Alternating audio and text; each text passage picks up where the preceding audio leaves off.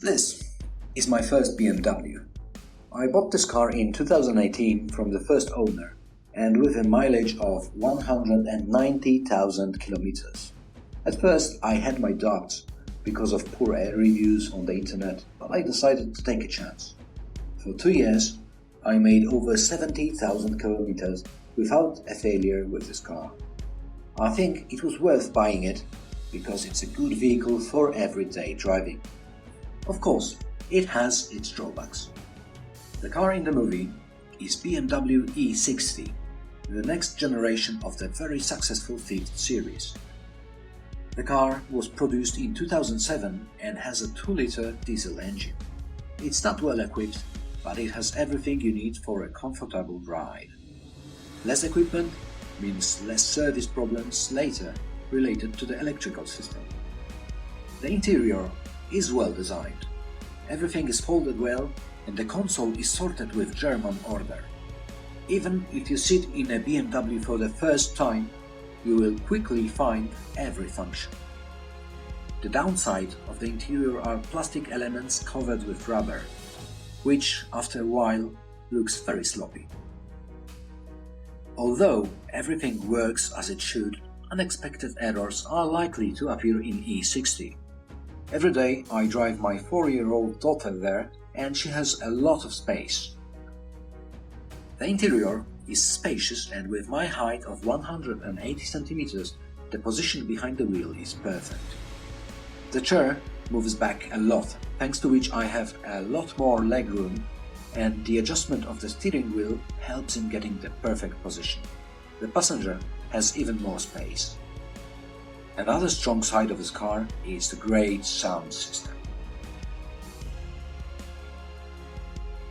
Although the disc player does not work, there is a 6-disc changer. I listen to the music straight from my phone using the aux connector hidden in the glove box.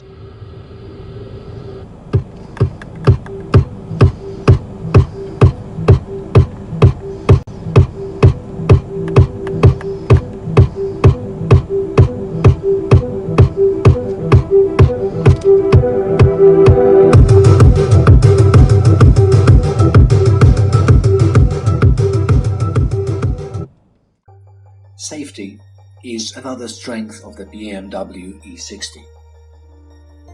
The body structure is very strong. Additionally, a set of front and side airbags as well as traction control system, track stabilization and ABS ensure the safety of passengers. The trunk is opened with a pilot or a button in the cockpit. The capacity of 375 liters allows a comfortable travel for a family of 3. On the right side, battery and fuses are hidden. Underneath, you'll find a storage room for a few things you should carry around. The flap has an emergency triangle, first aid kit, handy tool kit and spare fuses. The heart of the car is a fan-clad 2-liter diesel engine with 163 horsepower. According to the current opinions of users and mechanics, it is BMW's most failing engine. Is that really true? My car has already traveled 265,000 kilometers without a single major failure. It is a merit of regular oil and filter changes, as well as removing small failures as soon as they appear, which is not expensive. The manufacturer recommends changing the oil every 30,000, but the first owner did it at least every 15,000 kilometers. I continue this service and regularly change oil every 15,000, thanks to which the sensitive caps are still in excellent condition. The timing chain, which supposedly leaks, is also original, and after checking it at 230,000 kilometers, it was still in excellent condition. The engine is not a speed demon. It reaches 100 kilometers per hour in about 9 seconds and reaches 200 kilometers per hour after 40 seconds. The maximum speed it reached was almost 240 kilometers according to the meter, but navigation indicated 226 kilometers. In the city, the car consumes about 8 liters and on the highway, at a speed of 120 km per hour, about 6.5 liters. The gearbox is manual and has 6 gears with a long gear ratio. Works very well on the highway. I think suspension is the biggest drawback of my BMW. Multi-link suspension is not cheap on the site and it can be annoying.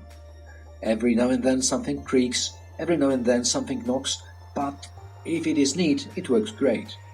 It absorbs road bumps well and holds the car firmly at high speeds and tight turns. It absorbs road bumps well and holds the car firmly at high speeds and tight turns. The only place this car doesn't fit is mountain roads.